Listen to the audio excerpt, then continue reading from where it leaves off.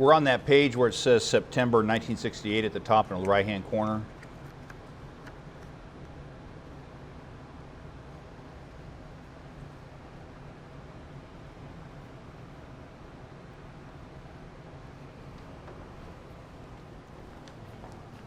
Yeah, we're past that. And, oh, right, just past this one right here. Next one after that. Yeah, that one right there. We're like halfway down.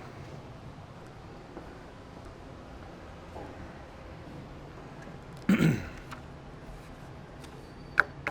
right, so this program we're looking over here is, this section here is talking about Sunday School Visitation Program. And this is that church and how they set up their visitation program. And we got all the way down to the second week there, Roman numeral 5 in the center of the page there. And we were talking about how that church was organizing its Sunday School Visitation Program where visitors would come and fill out cards. And then they had these cubby holes built. And every Sunday school teacher had their own cubby hole. And then visitors that came that were in that person's age group for that class, then their visitors cards were put into their box, into their little cubby hole, and then those Sunday school teachers would come and pull those out and go visit them. Well, if they didn't visit out, if the person came but didn't come back, then it was expected that teacher to go out and visit that person that week, and if they didn't do it, then we're at Roman numeral 5 on the second week. If the absentee does not come the next Sunday, and if the teacher has not made a personal call the first week, then every effort should be made to call on the pupil the second week. Now, why are they trying to put a big stress on visiting the kids in your Sunday school class who miss church service, they miss Sunday school? Why are they trying to? Yeah, let them know that you love them, that you're concerned about them, and that they're an important part of your Sunday school class. You know, one reason people drop out of church, adults, is because they can miss several weeks in a row, a month, and nobody come visit them, nobody call them, nobody does anything. So those people really start to wonder, well, what's their value in that church? What's their position in that church if really nobody cares about them and they can miss that long and nobody really cares, you know? So the same thing happens with kids. And remember now, you're not only ministering to kids, but you have a testimony going on in front of those parents too. So then it says there, if a teacher has made a personal call the first week, then the card is given to the Sunday school superintendent to make the call the second week. So in their church, if that teacher did go out the first week after that person missed and did make a call, but then that person skipped another Sunday after that, then they would let the Sunday school superintendent go visit. Okay? Now this church was set up different where they weren't like our church where we have a bus ministry and we go out and pick up kids and bring them in. This church, what they did was their whole church program was Sunday schools.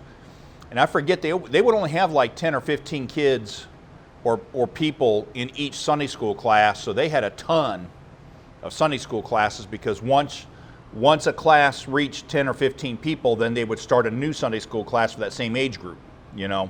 And the whole goal was to try to keep the numbers inside of those Sunday school classes at a manageable amount where those teachers could deal with it and not be wore out, you know. All right, then number 6 there says the third week. If absentee still does not return, cards given to the pastor to make a call during the next week. Okay? Well, could you imagine if you had 20 Sunday school classes and they each have people missing and the teacher's gone to visit, then the Sunday school superintendent goes to visit. Well, now the pastor, how many visits does he have to make? That's a lot, okay? So it's better off. Now, this church was set up different, okay? And obviously we would not set ourselves up this way, but what when I've taught this material before, I was teaching to a big group of people, and some of them were young men that we were training for the ministry. These guys were called to preach. They were going to be preachers. So they had to know how to set up a Sunday school program in their churches they're going to be pastoring. And then I had Sunday school teachers and children's workers that we were also training too. But I think you kind of get the gist here that visitation's a huge thing if you have a Sunday school class, okay? Roman numeral 7 says, if still no response, the name's taken from the roll by pastor and Sunday school superintendent. If after a call the pupil returns only a very few Sundays and then drops out again, call system will be started with the next person in line. For example, if the teacher makes a call, pupil comes 2 weeks and quits, then card goes to the Sunday school superintendent to make the call. However, if pupil comes several Sundays and then misses, call starts over again with the teacher. Now, I'll be honest with you, my personal opinion is it's up to that Sunday school teacher to make the visits, okay? The pastor shouldn't have to go out and make the visits. The Sunday school superintendent should have to go out and make the visits, especially if you got a bunch of Sunday school classes like this church did. I mean, this church was running over 1,000 people. They had a bunch of Sunday school classes. So there's no way a pastor and a superintendent could keep up with all that, okay? So it should be the Sunday school teacher doing that. And, I mean, the teacher knows, I mean, if she goes out or he goes out and visits that student and they're hit and miss, well, then I know I don't have to keep wasting my time going out there to keep visiting them all the time. You know, if I visit them once a month, that's fine, because they've already established their pattern of how they're going to show up or not show up, okay? Then number 9 at the bottom, it says important points. It's imperative that each teacher accepts the responsibility for his class and makes the calls each week. It's also imperative that teachers be accurate in taking their attendance and getting sufficient information about visitors. And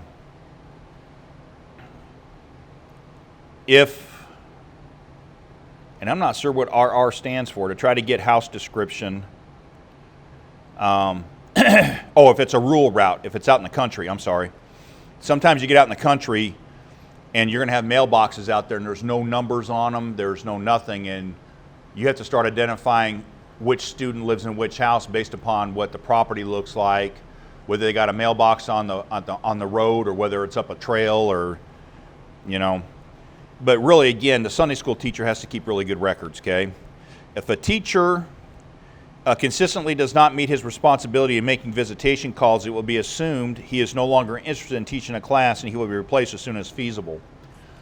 Now, down south down here is not like the churches are up north. Now, this church was up in Indiana who put this material together. And I can tell you right now that churches in the north have a different approach than churches in the south. And a lot of churches down south down here kind of tend to be a little bit more lackadaisical. They're not as strict in their approach, and they're kind of more laid back. And some of the churches are willing to put up with Sunday school teachers who really don't do a good job, and they really don't take care of their class, and they're really not out visiting. And that really does a disservice to that church, to those kids, you know. And it'd be better if some of the churches would kind of toe a harder line in that area. It'd be better, okay? All right, we're on the next page. And this next page is a weekly Sunday school class building activity sheet. And in their church, every Sunday school teacher was required to fill one of these out each week. And you had to write down exactly what you were doing each week to build your Sunday school class. And then number 1 there, it said the following spiritual decisions were made in my class this week. So if you taught your Sunday school class and you maybe gave an invitation at the end of the lesson and some kids got saved, or maybe some kids said, you know, I need to change this, I need to start doing this, well, then you would write those decisions down there. Then number 2, it says the following efforts have been made on the above mentioned decision or decisions of prior weeks in my Sunday school class. So they wanted you to, once the kid made a decision, they want you to kind of follow up with that and try to help that kid to stay accountable to that decision. Now, kids don't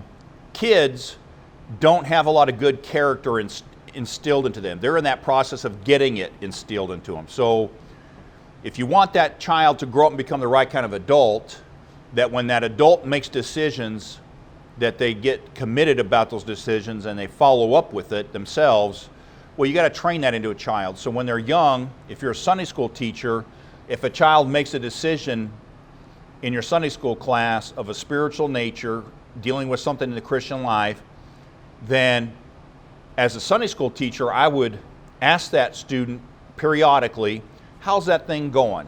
Have you been doing this? And just to let them know that, hey, I remember you made the decision, and I'm interested to find out how's that working out for you. Are you actually being consistent with it? You know, what kind of problems are you running into? Because you really want that child to not only make good decisions, but once they make those good decisions, to put the work into keeping those decisions and maintaining them, okay? Number 3 there says, I have contacted the following absentees from my class. And then number 4, I need the pastor or deacon to call in the following parents or students in my class. Then they want a complete address and a reason for the contact is required, okay? Now, why would a Sunday school teacher need the pastor or a deacon to go visit any of the parents of the children in their class? What would you think? What's that? Okay, maybe the child has questions. Maybe there's problems in the home, okay? I mentioned this before that, you know, the society we live in today, 2/3 of the girls in any class, teenagers and above, have been raped or molested in their life. That's a high number. I mean, you're talking 66% of all ladies. So, you know, that's a huge thing that when it happens, there are Sunday school teachers that the kids, if they confide in you and they trust you, they may come to you and talk to you about that. Well, now, yeah, that pastor's got to get involved now. It's, you know, and maybe law enforcement. Law enforcement might have to get involved, okay? So that happens sometimes. Now, other issues may happen where, let's say you have a family in the church and they are people who come Sunday morning, Sunday night, Wednesday night, they're here all the time, but all of a sudden there's some big problems coming out of their kids in that class. You're dealing with those kids, but now because of the kids' behavior and you're dealing with them, the parents are upset with you now. Well, that might be another good reason that the pastor and the deacons have to make a visit, okay? Because that way they can kind of correct the issue and help those parents not to get mad at you as a Sunday school teacher for what their child's doing in your class, okay? But again, typically, if you're a good Sunday school teacher and you're busy visiting your class and you visit and talk to those parents, and those parents get to see your face at least once a month, if they're the kind that just send their kids on the bus and they never come to church, well, if they see your face at least once a month and they get to hear that, yeah, you're still following up, you're very active and interested in their child, you know, then you really generally don't run into a whole lot of that typically, okay? All right, next page. Now, we're going to kind of get into an area that churches are scared to death of today, but when I first got saved, a lot of churches took these stands and required their staff members and the Sunday school teachers to follow these guidelines, okay? And what this is a dress code and standards of practice that this pastor had put together for his church, okay? Now, today, you'd be kind of hard-pressed to find a church that actually had dress standards and dress codes like this where they would actually have teachers sign an agreement to it, okay? But these used to be things that churches expected out of their teachers. And anyways, we'll read down through here and it kind of give you a good idea. This will show you some good history, recent history, that even back in the 70s, the 80s, and partway through the 90s, there were churches that enforced these kind of things, okay? All right. It says, due to the unfortunate experiences in the past, we've had to compile the following rules and restrictions in order that we understand what's expected of those who share our platform. These restrictions are in no way aimed at any one person or group. They are distributed to every person or group who appears on the platform of our church. Now, when they say platform, they're talking about on Sunday mornings where the pulpit is, and you have the pastor, you have the assistant pastors up there, maybe a choir in the background, and you have the leaders that are in that church up on that platform, okay? But churches got tired of fighting these issues years ago, so they would come up with these lists. But so number 1 there, it says, those to whom the dress code applies. A, church staff. B, Grace Baptist school staff. So they had a Christian school in their church, okay? So all those people had to follow this dress code, okay? Grace Baptist school students, the kids that went to that Christian school. Grace Baptist school board members. Now, for some reason, that church had a board over their Sunday school, and I don't know, your Southern Baptists tend to do that a lot, where if they have a ministry in their church, they'll set up a board to run that ministry, and that's really not needed. But anyways, but letter E, choir members and members of special musical groups. F, all elected officials of the church. Now, we haven't done this in our church in a while, but we do have officers in the church. So, the pastor was voted in years ago, and he's the head of the church. We have assistant pastors, okay? But deacons are also officers in the church. If we ever had any, we don't have any deacons, but some churches do, okay?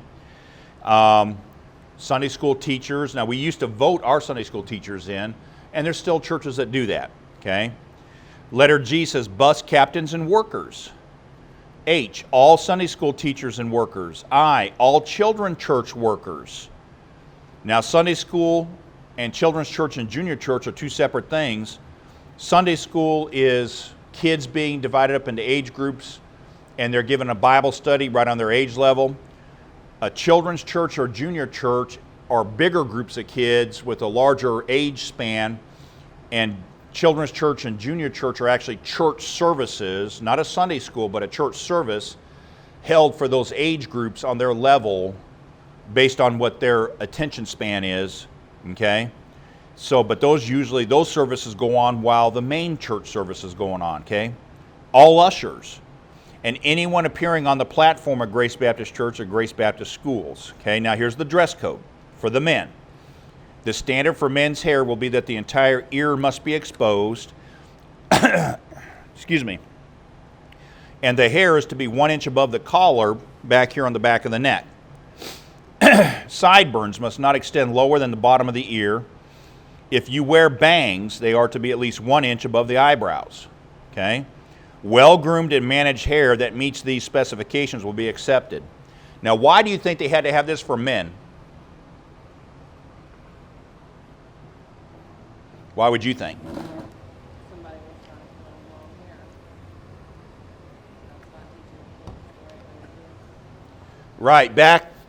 Back in the 60s and 70s, we had that hippie movement going on, and you had churches that were being pressured by these young teenage hippies and these young adult hippies, and they're wearing long hair, they're scrungy, they're smelly, they don't really bathe a lot, they're really into drugs and things like that. And they start putting pressure on that church to change the standards, okay? Now, our whole country before that used to follow a lot of these biblical standards. In the 50s, 1950s and before, almost every guy had short hair. You didn't have guys wearing long hair. Guys wearing long hair like the girls had, well, that was that hippie movement. It was the sign of their rebellion, and it was their way of showing their rebellion and that they were going to change America. A lot like what we're seeing today with the Black Lives Matter and those type of people where they're wearing the black pants, the black shirts, and they're looting and rioting. Well, your hippies would do very similar things back in the 60s trying to get our country to change, okay? So they had to come out with dress codes for men because all of a sudden you had grown men who were starting to give into some of that pressure from these younger people, and they started growing their hair longer. They started wearing necklaces. Some of the men started wearing earrings, okay? So churches had to come up with a dress code for men that was still within the biblical standard. You say, well, Brother Steve, where's this at in the Bible? I'm glad you asked. 1 Corinthians chapter 11, okay? 1 Corinthians chapter 11 talks about men having short hair, women having long hair. And back then those hippies would say, well, gee, what is short and what is long? Okay? Well, that was a great question, because if you went to a dictionary, the word short, if you looked it up, said very little in extent or very little in distance. The word long was defined as very great in extent or very great in distance. So when you read the Bible and it says men have short hair, women have long hair, you get this standard in place where men had really short hair, so there was no question they were a man. Women had really long hair, so there was no question they were a woman. So when that hippie movement come out and you start having guys who started wearing the longer hair that came down over the ears and came down over the collar, some would wear their hair all the way down the middle of their back, okay? Well, all of a sudden now you could be walking down the street, you think you're looking at the backside of a woman, and it's really a guy. And so these churches were trying to get back to the biblical standard of what was in 1 Corinthians 11 about, hey, if you're a guy, here's what the Lord said you're supposed to look like, okay? And if you're a lady, here's what a lady's supposed to look like. Now let's look at the dress code for women, okay? It says skirt lengths will be knee length. This can be measured by kneeling in an upright position, measuring the hemline at 3 inches or less from the floor. Now, that's really not a good standard, because what that's saying is if a lady wears a skirt and she kneels down onto the floor, if her skirt comes up 3 inches above the floor or 3 inches above her knee, then that's acceptable. Well, the truth is what the Bible says back in the, I want to say it's in the book of Isaiah, that if the thigh is exposed, it's nakedness, and the thigh is from the knee up. So the whole goal that a lady or a man should have is that, you know, if I'm a man and I'm wearing pants, my pants have to come down past my knee, so that if I bend, stoop, or whatever I do, and the legs start hiking up the pants start hiking up my legs, well, it should never get above my knee to expose my thigh, okay? The Bible uses the word breeches. It's breeches, which is the Old English word that later got changed into breeches, okay, which were knee-length trousers that were only worn by men, okay? So, I mean, if you study the Bible, it's really clear. I mean, the Bible really defines, okay, here's what a man is, here's what a man's supposed to look like, here's what ladies are, here's what they're supposed to look like, and the twain are not supposed to meet with appearances. There's not supposed to be any confusion as, is that a guy or is that a girl? I mean, what is it? We don't know, okay? So they talk about skirt lengths. Will be knee length. This can be measured by kneeling in an upright position, measuring the hemline. Okay, we talked about that. Letter B, no low-cut dresses or blouses will be allowed. What the Bible teaches for both men and women is that you have to be clothed from right below the knee up through the torso and in from the shoulders. All this, from the neck down past the knee, has to be covered, okay? So, and I could take you through the Bible and show you a bunch of different places in the Bible. You know, is it right for guys to go out there and wash their cars and they take their shirts off? Well, no, it's not, okay? Like an example in the Bible, when Jesus resurrected from the dead, Peter, John, James, and several others decided to go fishing. And while they're out fishing, a man shows up on the beach and he calls out to them and he says, "Children, have you any meat?" Well, John, the Apostle John, recognizes that it's the Lord, and he turns to Peter and he says, "It's the Lord."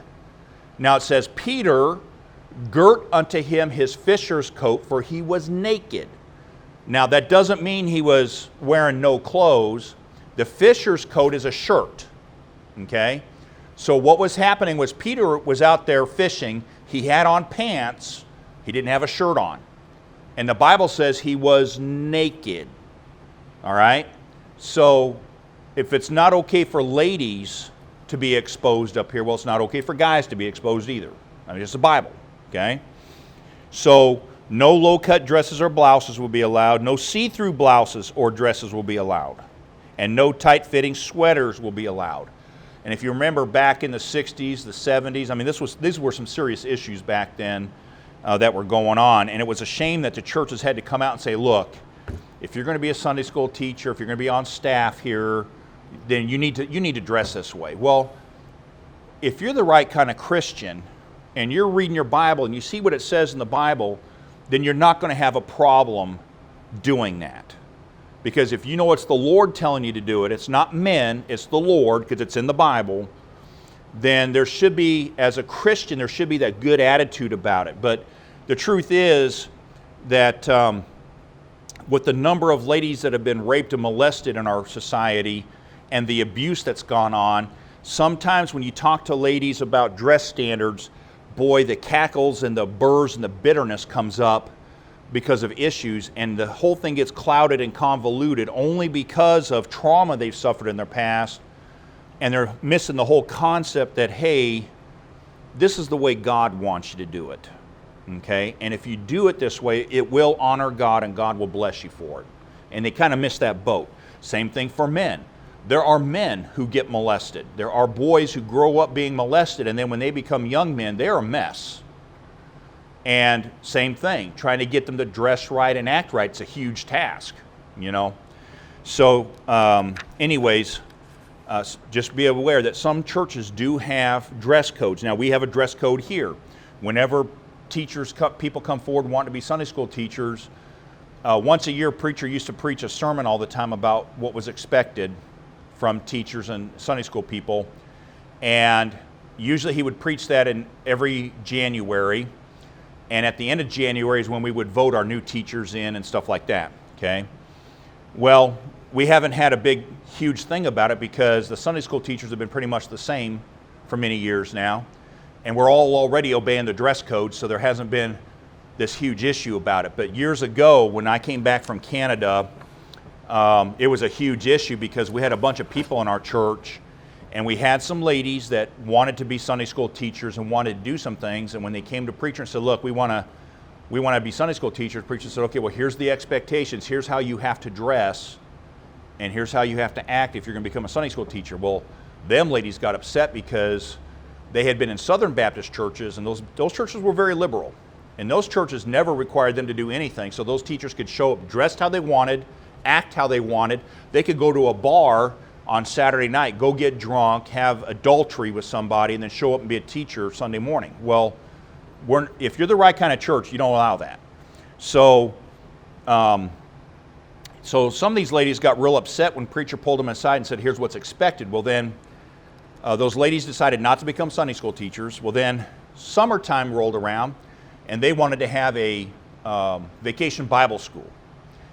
And before I went to Canada, I helped our church for a couple of summers. We held vacation Bible school, and it was no problem because the teachers and adults who got involved, we gave them the dress code, and they followed it, so it was no problem.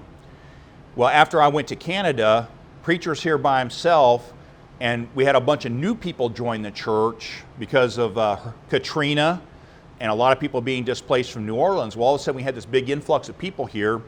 They all started joining our church, and they had never been taught dress standards. They never been taught this stuff. So when preacher sat down with them and said, well, look, if we're going to do vacation Bible school, here's the dress code you have to meet. Oh, them ladies they rebelled. They got mad. Then they came back and said they would abide by it when the reality was they didn't want to. Well, then they bought these decorations, and the whole theme of the vacation Bible school was cowboys, right? Well, they went out and bought decorations, and yeah, go ahead and grab a seat. It don't matter. Don't worry about it. Yeah, don't worry about it. You can sit wherever you want, Cynthia.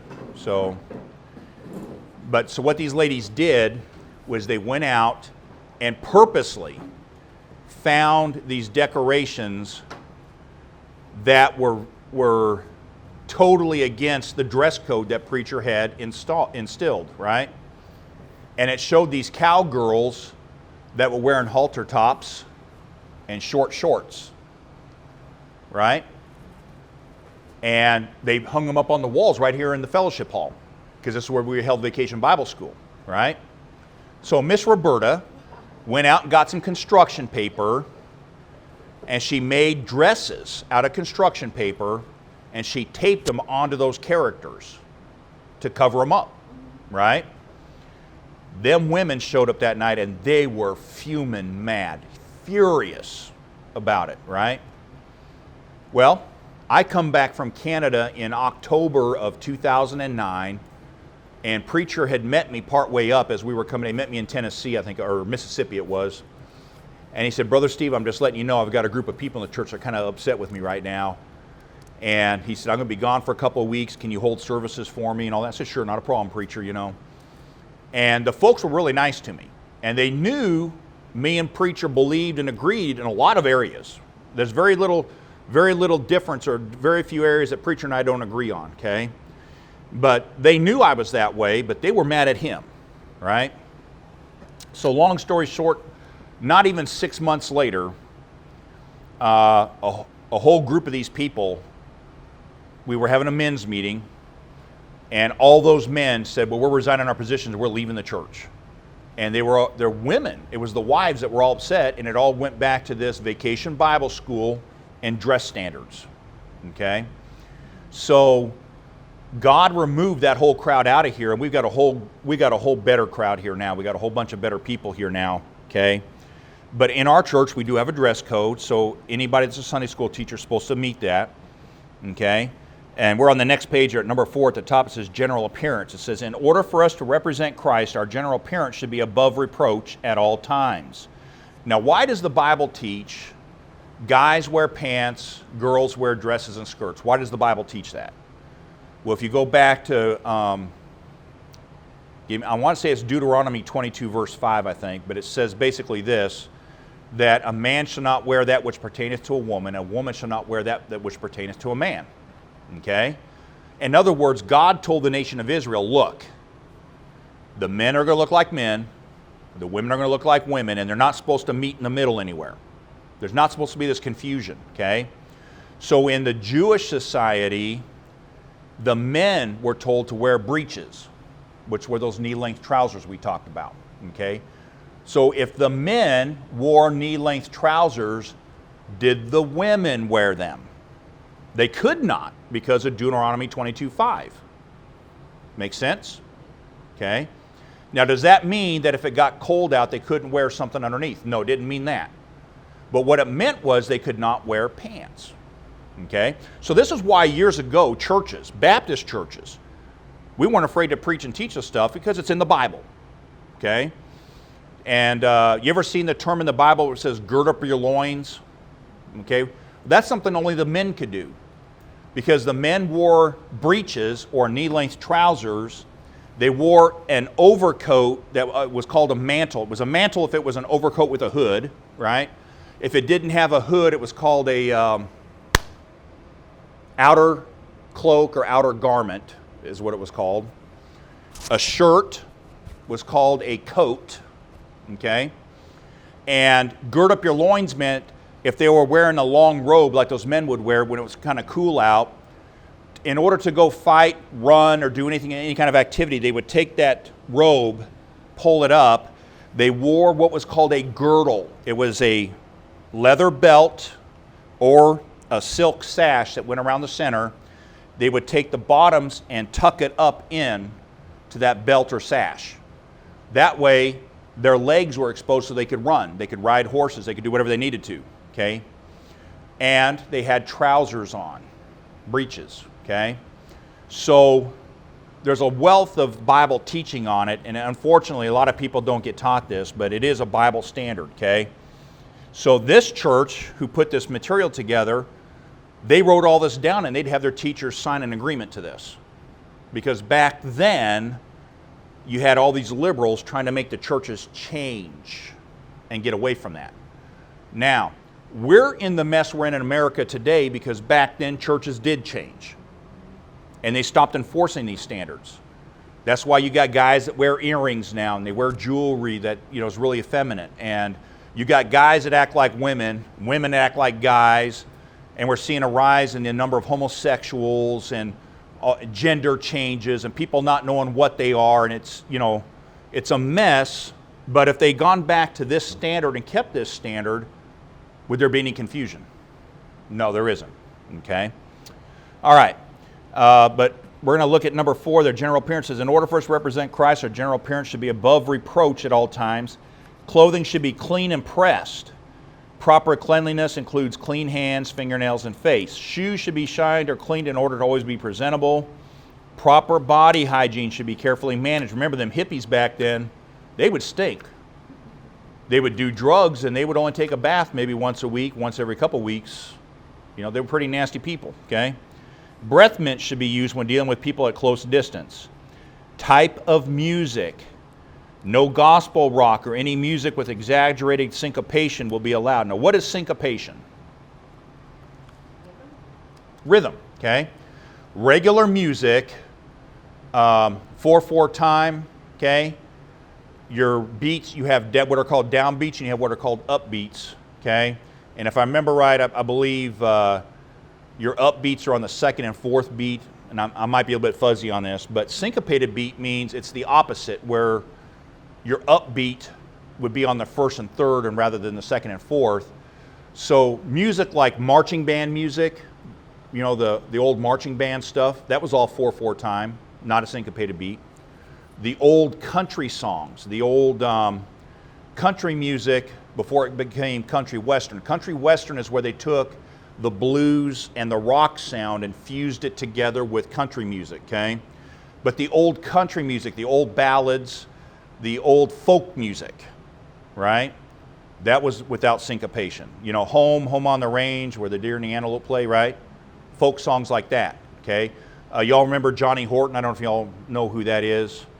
Johnny Horton sang a ton of songs like the Battle of New Orleans, stuff like that. That was folk music. Very popular back in 50s and 60s, but it was not rock and roll and it wasn't with a syncopated beat.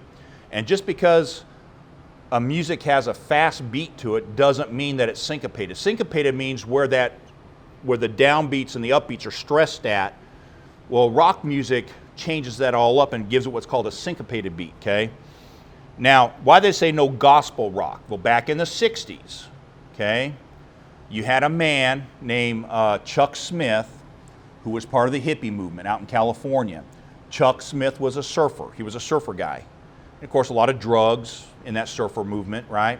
Well, Chuck Smith got saved, but he felt like the churches were out of touch with the common people, and so Chuck Smith started this movement of what are called Calvary chapels, where they would have no dress standards, nothing. In other words, they were going to try to lead people to Christ, but they weren't going to train them in standards. They weren't going to tell them, okay, look, be holy because Jesus is holy, because the Bible says so. They wouldn't do that, okay? And what it ended up producing was a whole bunch of people who got saved, but their lives never changed, okay? And with that movement came what was called Christian rock, and later became called Christian contemporary music, where they took the rock and roll music and put Christian words to it, okay? Well, in the Bible, there's actually an example of this where when the children of Israel came out of Egypt, and this is over in Exodus chapter 24, they made an agreement as Moses gave them commandments, and then Moses took a lamb, they slayed a lamb, they took the blood and put it into a basin, and then Moses read the words of God to the people. The people said, we will do that, we're going to follow that. And then he took a hyssop branch, dipped it in that basin, and he sprinkled the blood on the people and on that book, which was the Bible. In other words, this agreement between God and the people was being sealed as a blood covenant with a lamb being slain, which was picturing Jesus Christ being slain for our sins, okay? Well, these people agreed to that. Well, then Moses went up on the mountain for 40 days and 40 nights, and then when he came back down, him and Joshua are approaching the camp of the nation of Israel, and they hear screaming and shouting, and Joshua says, look, it's the noise of war. But as they kept walking and getting closer, Moses says, no, it's the sound of music that we hear. And what the nation of Israel had done was during that 40 days and 40 nights that Moses went up there, Moses' brother, who was the high priest, Aaron, told the people to give him their golden earrings, which they did, and he fashioned a golden calf out of it, and he told them to worship this calf. And then they took that worldly rock music that they had had in Egypt, and they began to play that, and the people, it says, rose up to play, and then they were drunken, and they were made naked to their shame. And that's what Moses, when he's up on that mountain, God says, you need to get back down. The people have corrupted themselves. And when he comes down, him and Joshua, they get to the camp, and here's all these people worshiping a golden calf. They're dancing around to rock music. They're naked. They're committing sexual sins. I mean, it's just like at a rock concert. And Moses, when he gets there, the whole thing stops. And all he said was, who's on the Lord's side? And the whole tribe of Levi joined him, and he said, now go in through the crowd and kill them. It says they killed like 22,000 people that day. Right? So we actually have an example from the Bible where this music, this worldly rock type of music that came out of Egypt, was being used and how it messed the people up. Okay? So we stand against Christian rock because you can't take the world's music, that worldly syncopated beat, and put Christian words to it and make it Christian. The worldly syncopated beat only appeals to the flesh, and it moves the flesh to sin against God. Okay? Only the right kind of music, which the Bible tells us over in Colossians are hymns and psalms and spiritual songs, right, is what's supposed to draw us to God. Okay? And the tempo or the beat in that music is supposed to appeal to our flesh to cause us to rise up and serve God. Makes a whole bit of difference. Rock music causes you to rebel against God, and it stirs the flesh up to want to go and do the worldly things, the rebellious things, the drugs, the sex, the cussing, the rebellion, the fightings, all that. Okay? They say that, and you think that some people might hear that and say, no, that's not happening. But we went through a bout with Harley when she was 16, and she had her own music. But we watched when she was her friends and everything. And there was a time I was like, no, we're not doing that. And she just got rebellious. She just within about 4 or 5 months, it was like, Yep. who is this kid? And her dad and I talked, and we sit down in the Bible. I sit down with the Bible with her, and I pray with her. I said, this is going to change before it gets bad. We took away all her friends. We took away all Yep. her family. We Yep. took away all her TV. She took away phones. She had her own phone. We took that away. I gave that to my sister. Yep. She had no music, and within 6 months' time, she had to earn it back. And I earned her respect. Yeah. And we no longer had that kid. And granted, she's still in her own things, but it was not the same. Right. And, She did not stand up and yell in my face again, ever. right. A lot of it boiled down to our music. Yes, it And does. It wasn't the movies that she was watching, because she only watched. We didn't have TV in their room, so they had to watch what we were watching. Right.